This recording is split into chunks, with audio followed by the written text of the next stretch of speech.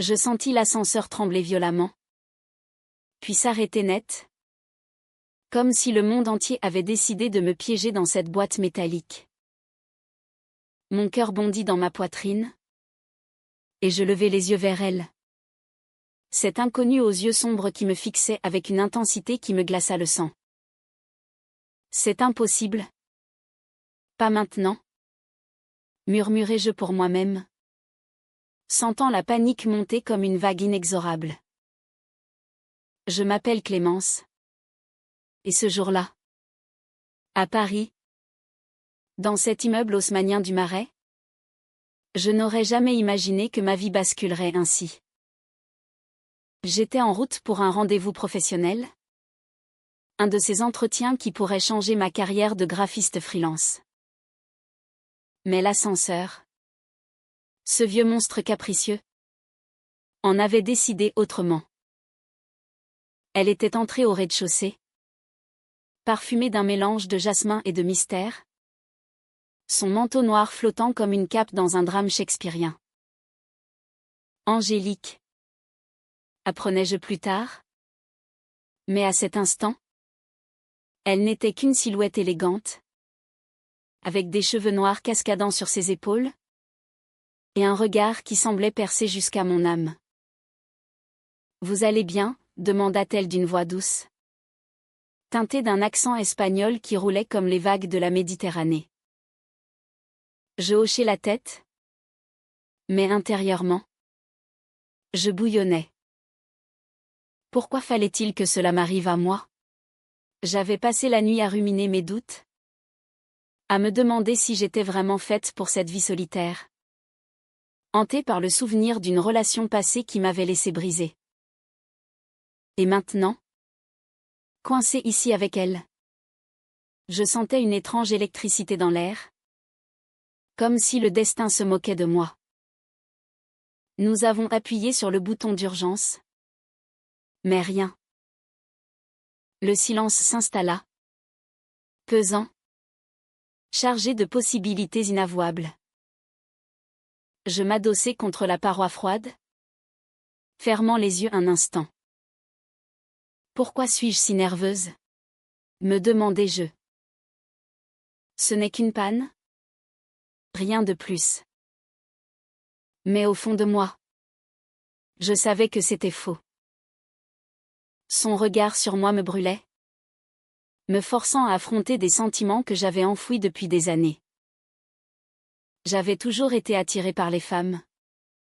Mais la société, ma famille conservatrice de province, m'avait appris à le cacher. Et voilà que cet inconnu, avec son sourire timide, ravivait tout cela. Je m'appelle Angélique, dit-elle enfin, brisant le silence. Je vis à Madrid, mais je suis ici pour affaires. Madrid? Cela expliquait l'accent, cette chaleur latine qui contrastait avec la froideur parisienne. Je me présentai à mon tour, essayant de garder une voix ferme. Nous parlâmes d'abord de banalités, la météo pluvieuse, les grèves incessantes des transports. Mais rapidement, la conversation dérapa vers le personnel. Elle me raconta son travail en tant que galeriste d'art, voyageant entre l'Espagne et la France, cherchant des talents émergents. Moi, je parlais de mes dessins, de cette passion qui me consumait mais ne payait pas toujours les factures. Au fil des minutes, qui semblaient des heures, je sentis une connexion se tisser. Ses yeux, d'un marron profond, me rappelaient les oliviers d'Andalousie que j'avais vus en voyage. Est-ce que je suis en train d'imaginer des choses? Pensais-je, le cœur battant. Ou est-ce réel? Elle rit à une de mes blagues stupides sur les ascenseurs parisiens, et ce son me transperça. Pour la première fois depuis longtemps, je me sentis vivante. Pas juste une ombre errant dans la ville.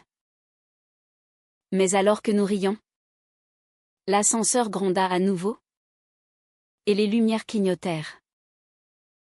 Mon téléphone sonna, c'était ma sœur. Me rappelant un dîner familial ce soir. Famille. Ce mot me ramena à la réalité. Ma mère. Avec ses idées rigides sur le mariage et les enfants, ne comprendrait jamais. Et moi? Clémence. 28 ans. Toujours célibataire aux yeux de tous. Portant ce secret comme un fardeau. Angélique me regarda. Comme si elle lisait dans mes pensées. Vous semblez troublé. Murmura-t-elle. Je niai. Mais intérieurement, un tourbillon m'envahissait. Que fais-tu? Clémence? Tu ne la connais même pas. Les techniciens arrivèrent enfin. Après ce qui parut une éternité. L'ascenseur reprit sa course. Et nous sortîmes ensemble dans le hall. On pourrait prendre un café, proposa-t-elle. Hésitante. J'acceptai. Le cœur en feu. Ce fut le début. Nous nous revîmes les jours suivants. Flânant dans les rues du Marais. Partageant des croissants et des confidences. Angélique me parla de son enfance en Espagne. De parents stricts qui l'avaient poussée à étudier l'art pour échapper à une vie conventionnelle. Moi. Je lui avouai mes doutes sur mon orientation. Ces nuits où je me sentais seule au monde. Pourtant, au fond de moi, une voix murmurait, c'est trop beau pour être vrai. Et elle avait raison. Un soir, alors que nous marchions le long de la Seine, elle m'embrassa. Ce fut doux. Interdit. Comme un feu d'artifice dans mon âme. Mais le lendemain, un appel changea tout. C'était son téléphone. Laissé sur la table de mon appartement. Une voix masculine, mi à mort. Quand rentres-tu à Madrid? Mon monde s'effondra. Marié? Pensais-je. La rage montant. Elle nia d'abord. Puis avoua, un mariage arrangé. Une façade pour sa famille conservatrice. La trahison me frappa comme un coup de poignard. Comment ai-je pu être si naïve? Je hurlai intérieurement. Les larmes coulant. Nous nous disputâmes ce soir-là. Des mots durs volèrent. Tu m'as menti, criai-je. Elle pleura. Expliquant sa peur. Son combat intérieur contre une société espagnole encore traditionnaliste. Mais la douleur était trop vive. Je la chassai. Le cœur brisé. Les jours suivants furent un enfer. Je errais dans Paris. Hanté par son souvenir. Pourquoi l'amour fait-il si mal? Me demandais-je sans cesse. Et pourtant, une partie de moi comprenait, nous étions toutes deux prisonnières de nos secrets. Les nuits devinrent interminables après cette dispute. Je me réveillais en sueur, revivant ce baiser volé au bord de la Seine, suivi de la révélation qui avait tout brisé. Angélique. Pourquoi m'as-tu caché cela? Pensais-je, fixant le plafond de ma chambre mansardée. Paris, avec ses lumières scintillantes, me semblait soudain une ville de mensonges, où chaque coin de rue rappelait notre rencontre fortuite. Je tentais de me plonger dans le travail, dessinant frénétiquement des esquisses pour un client exigeant. Mais mes traits étaient imprégnés de son visage, ses yeux marrons qui m'avaient captivé dans l'ascenseur. Était-ce du destin ou une cruelle farce? Me demandais-je, effaçant rageusement une ligne ratée. Ma sœur. Lors du dîner familial reporté, remarqua mon air absent. Clémence. Qu'est-ce qui t'arrive? Tu as l'air d'un fantôme. Je mentis, prétextant le stress professionnel. Comment avouer que j'étais tombée amoureuse d'une femme mariée? Une Espagnole de passage qui avait éveillé en moi des désirs longtemps réprimés? Angélique m'appela plusieurs fois, laissant des messages vocaux emplis de regrets. Clémence. S'il te plaît. Écoute-moi. Ce mariage n'est qu'une façade? Un arrangement pour plaire à ma famille. Je t'aime. Vraiment. Ces mots me transperçaient. Mais la trahison brûlait encore. Aimer? Pensais-je avec amertume. L'amour ne devrait pas commencer par un mensonge. Pourtant, je ne pouvais m'empêcher d'écouter ces messages en boucle, sentant mon cœur se fissurer un peu plus à chaque fois. Un après-midi pluvieux, je décidai de la confronter. Nous nous retrouvâmes dans un café du quartier latin, sous une averse qui martelait les vitres comme mes doutes intérieurs. Elle était là, plus belle que jamais, ses cheveux humides encadrant un visage marqué par l'insomnie. « Pourquoi ne m'as-tu rien dit dès le début ?» demandai-je, la voix tremblante. Elle baissa les yeux, avouant son passé, un mariage à 25 ans avec un ami d'enfance, pour masquer son orientation. En Espagne, où les traditions pesaient lourd, elle avait choisi la sécurité plutôt que la vérité. J'ai eu peur de te perdre avant même de t'avoir, murmura-t-elle. Ces paroles éveillèrent en moi un tourbillon d'émotions contradictoires. Je la comprends. Oh comme je la comprends, pensais-je, me rappelant mes propres luttes avec ma famille bretonne. Catholique pratiquant qui voyait l'homosexualité comme un péché. Mais la colère l'emportait.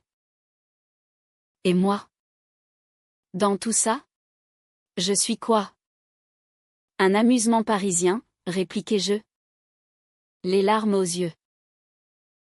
La dispute s'enflamma, attirant les regards des clients. Elle pleura. Je pleurai. Et nous sortîmes sous la pluie, nos cœurs à nu.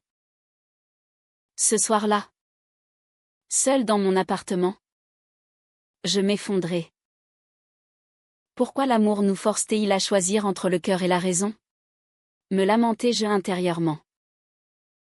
Angélique représentait tout ce que je désirais, passion, mystère, une connexion profonde.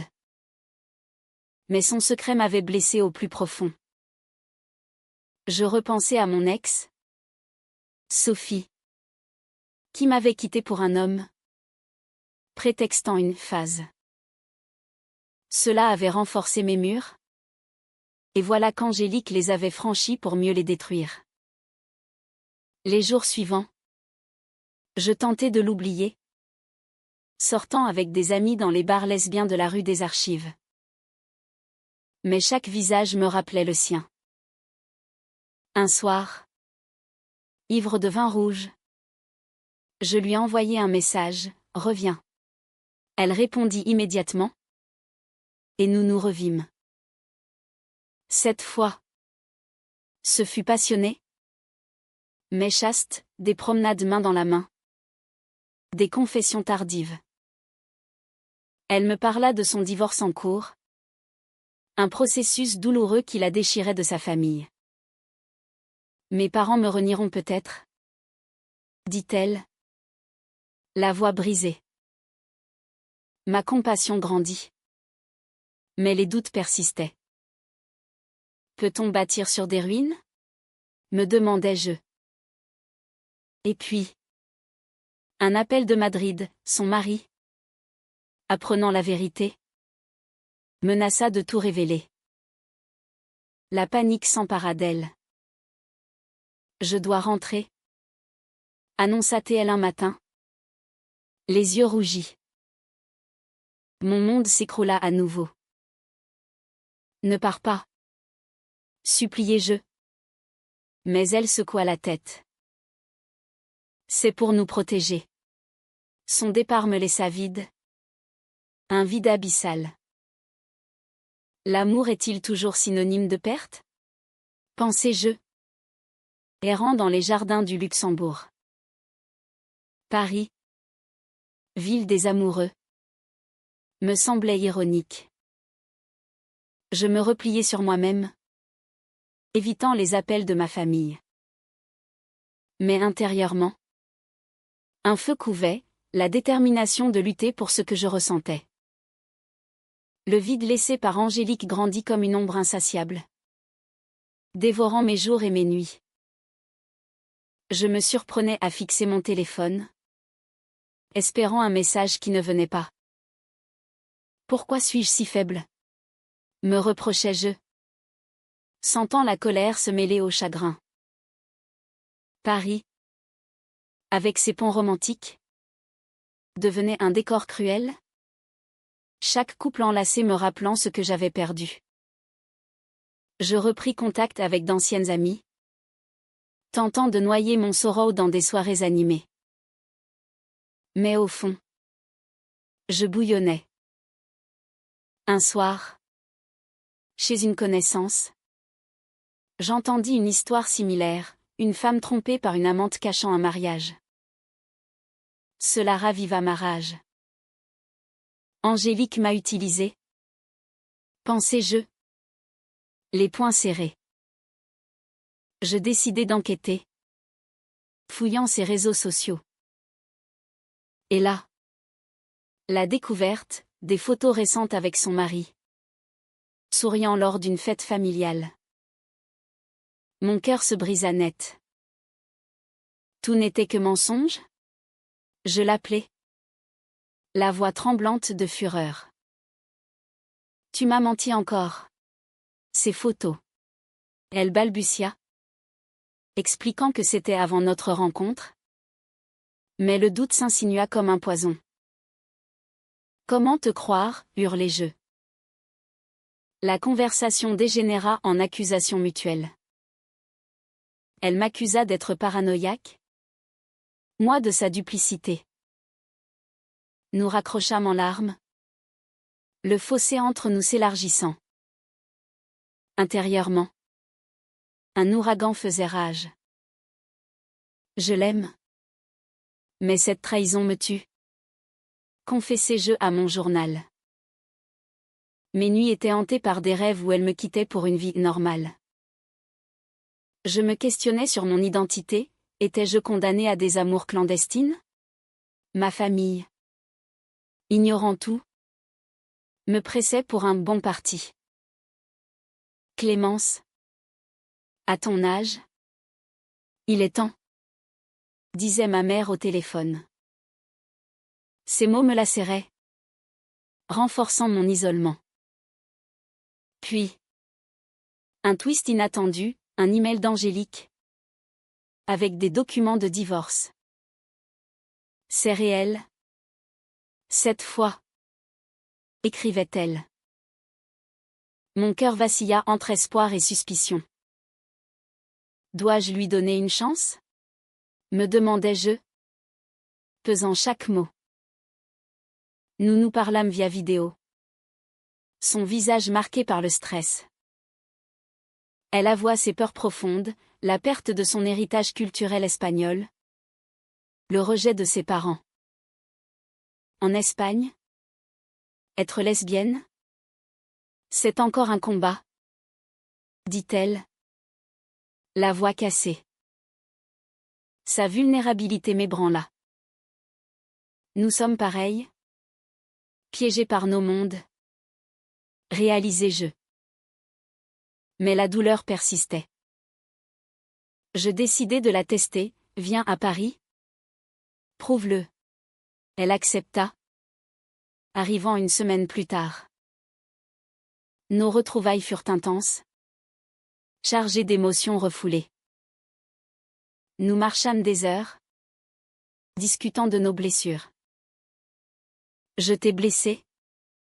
Pardonne-moi. murmura-t-elle. Je pleurais dans ses bras, sentant les barrières céder. Pourtant, le drame culmina lors d'un dîner. Son téléphone sonna, sa mère, apprenant la vérité via le mari furieux. Des cris en espagnol retentirent. Angélique blêmit, expliquant le chaos chez elle. Il me coupe les vivres, sanglota-t-elle. Mon empathie se heurta à la réalité, allais-je supporter cela? L'amour vaut-il tant de sacrifices? Pensais-je. Le cœur en lambeaux.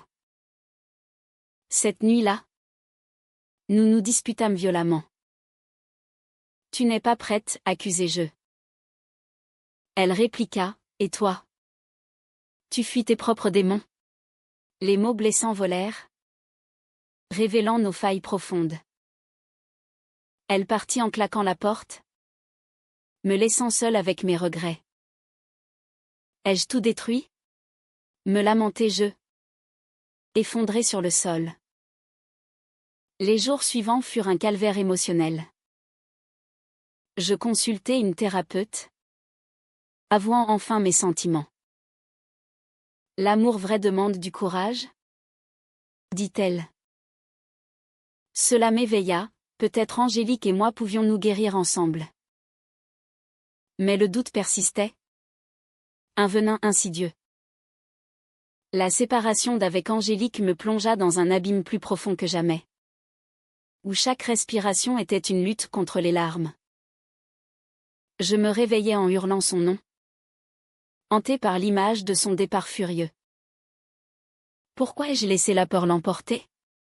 Me torturais-je, fixant les murs nus de mon appartement.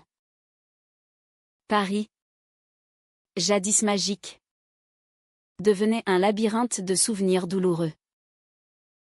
Je tentais de me reconstruire, rejoignant un groupe de soutien LGBT à la Maison des femmes. Là, j'entendis des histoires pires que la mienne, rejets familiaux, violence. Cela attisa ma colère contre le monde. Pourquoi devons-nous souffrir pour aimer? Pensais-je, les poings serrés lors des réunions. Mais cela raviva aussi mon amour pour Angélique, cette guerrière espagnole luttant contre ses chaînes. Un jour, un colis arriva, une peinture d'elle, représentant deux femmes enlacées dans un ascenseur. Pour nous rappeler le début, notait-elle. Mon cœur se serra. Elle pense encore à moi.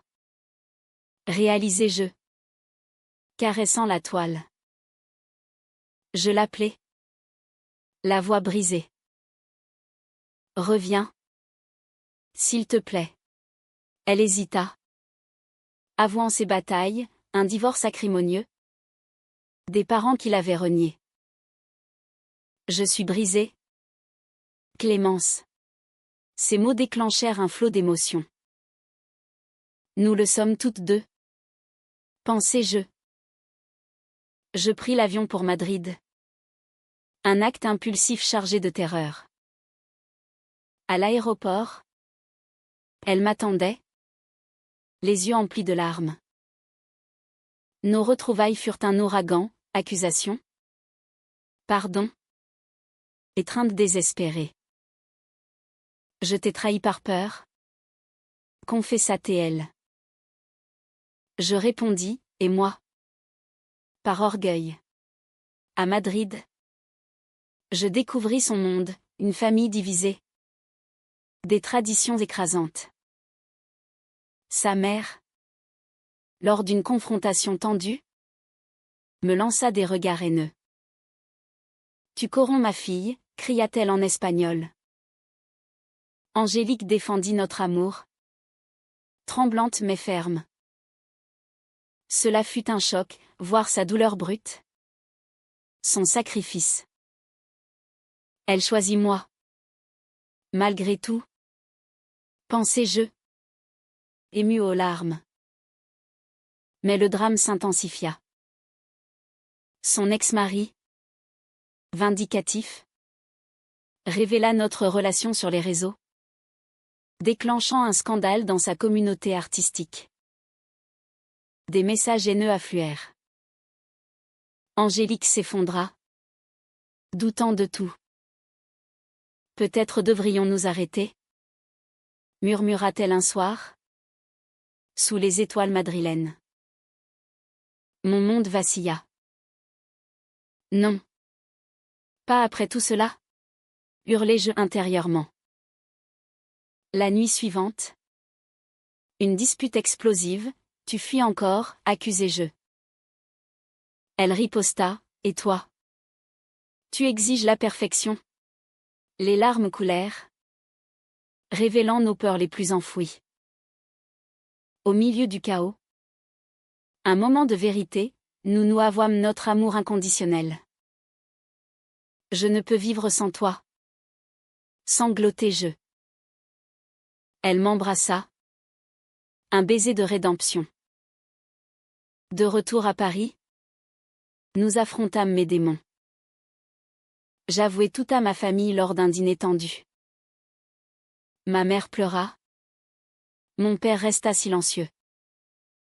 C'est contre nature, dit-elle enfin. Mon cœur se brisa. Mais Angélique me soutint. Ensemble, nous sommes plus fortes, pensai-je, serrant sa main. Pourtant, les épreuves continuaient, menaces anonymes, doutes persistants. L'amour survivra-t-il? Me demandai-je, au bord du précipice émotionnel.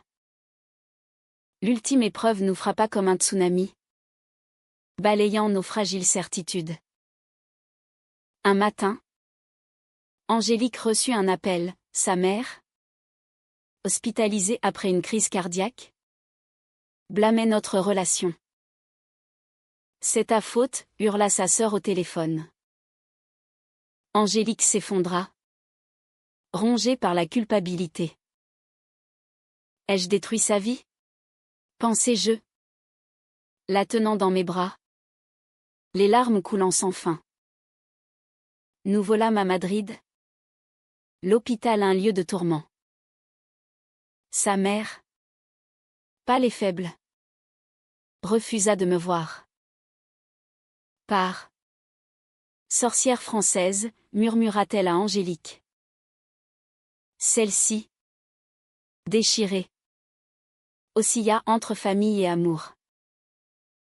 Je ne peux pas les abandonner, sanglota-t-elle. Mon cœur se glaça. Est-ce la fin? Me lamentai-je intérieurement, sentant l'abîme s'ouvrir. Les jours suivants furent un enfer de confrontation. Son père, stoïque, avoua, j'ai toujours su. Mais la société. Angélique explosa, et mon bonheur? Pour la première fois. Elle affirma son identité, nous défendant avec une ferveur qui m'émut profondément. Mais la pression montait, amis perdus. Carrière menacée. Pourquoi l'amour doit-il coûter si cher? Pensai-je. Seul dans une chambre d'hôtel, priant pour un miracle. Le climax survint lors d'une réunion familiale. Accusations volèrent, trahison, péché. Angélique, tremblante, déclara, je l'aime. Et je choisis la vérité. Sa mère pleura, mais un éclat de compréhension brilla. Peut-être ai-je eu tort? Murmura-t-elle enfin. Ce fut un tournant, douloureux mais libérateur. De retour à Paris, nous reconstruisîmes. Ma famille, lentement, accepta un appel timide de ma mère.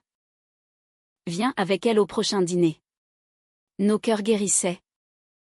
Cicatrices renforçant notre lien. L'amour triomphe. Mais au prix fort. Réalisai-je. Aujourd'hui, nous vivons ensemble, entre Paris et Madrid, défendant notre histoire. Les secrets enfouis ont émergé, transformant la douleur en force. Nous sommes libres. Enfin. Pensez-je. Serrant Angélique. Notre amour, né d'un ascenseur coincé, prouve que même dans les ténèbres, la lumière peut naître.